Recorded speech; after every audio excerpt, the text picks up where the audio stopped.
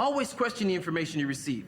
If it is in fact the truth, then it should be able to withstand the test of investigation. Yeah, man. You are now listening to Trill Talk with your host, CEO Cool. Black guy, wasn't it?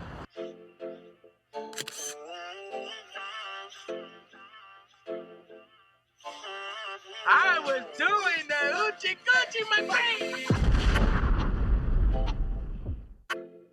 Learn that shit, brother.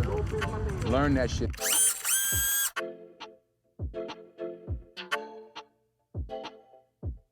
Never lower your eyes to an enemy. Got the juice now, man. Yeah, boy. Yeah, bitch, we live. It's your host, CEO Cool. Let me cut the music. It's your host, CEO Cool. We live. First episode, baby. Why don't you go ahead, clap it up for us.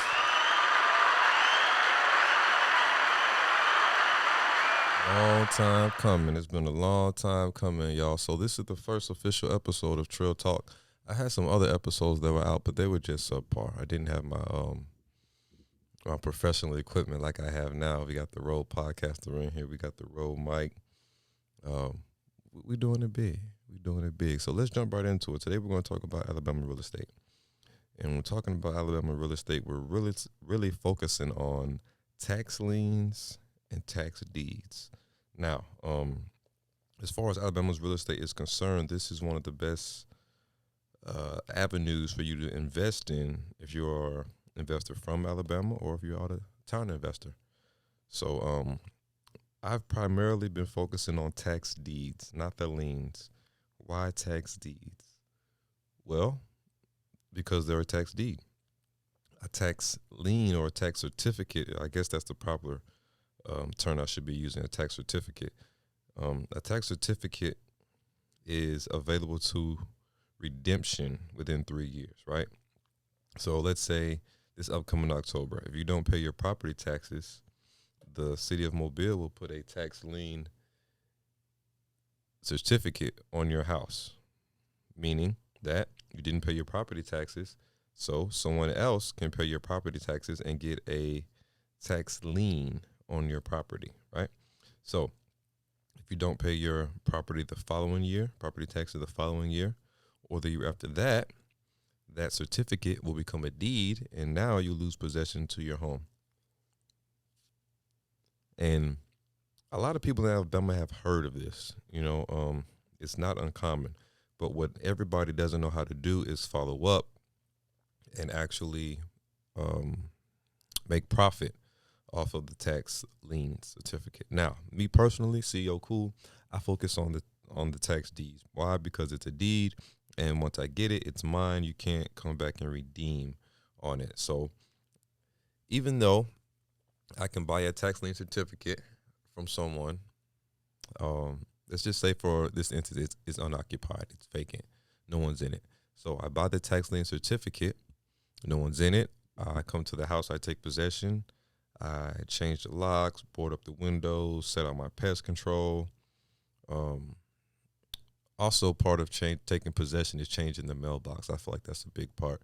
I changed the location of the mailbox. If the mailbox was on the front of the street, I will take that mailbox off, or if it's not a brick mailbox, and put it up on the wall of the house. If the mailbox is on the wall of the house, I take the mailbox and I'll put it towards the front of the yard or front of the property.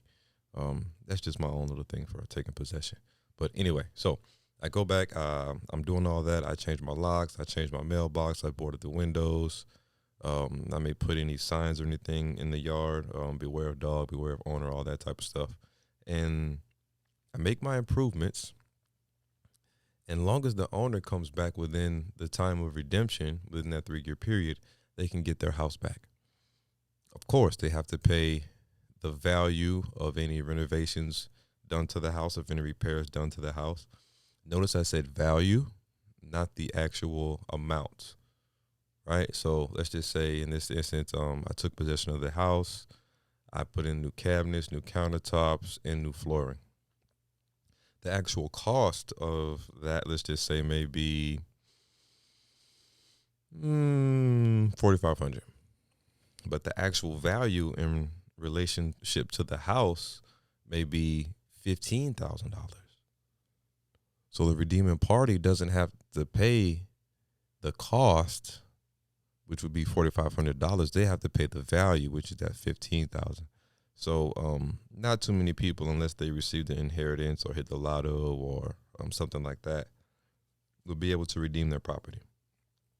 However, there is the chance that they still can redeem their property. So with that chance, I don't like to play around with. I like to minimize chances, minimize risks. And one way I do that is by investing in the tax deeds. Once I have the quitclaim deed, I can go to the title company and get a warranty deed. And it is free and clear. That is my property. There is no liens on it. I do not owe anybody on the property. No mortgage companies, no title companies, anything like that. It's free and clear, my property. That's what I'm in the real estate game for. Deeds, warranty deeds. Whether I have to get it by cashing out, like I did in my first property, I cashed out and got a warranty deed, or I get a tax house, tax deed property, get the quitclaim deed, go to the title company, they run their search, I get a warranty deed, and boom, we off in the money, baby.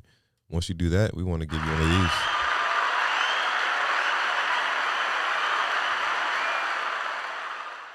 That's what it's about, babe.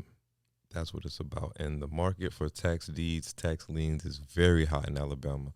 Mobile, not so much, but Montgomery, Birmingham, I'm seeing houses in very good shape go for anywhere from $4,000 to $12,000. And if you're in the real estate market in some of these other places, New York, California, Arizona, Texas, wow, right? Getting a house in fairly decent shape for $5,000, $6,000, $7,000, $10,000. That's a deal. Very good deal. So I'm going to wrap it up, bring it full forward. So basically what I was talking about today is tax deeds property and Alabama real estate, but mainly focusing on the tax deeds, tax liens in Alabama. So this is just my first intro, Trill Talk. We're talking about the Alabama real estate, just getting warmed up into it. I like the microphone. I like how my voice is sounding. You dig? So we're doing good. We're going to go ahead and wrap this up. This has been Trill Talk episode number 1, Alabama real estate.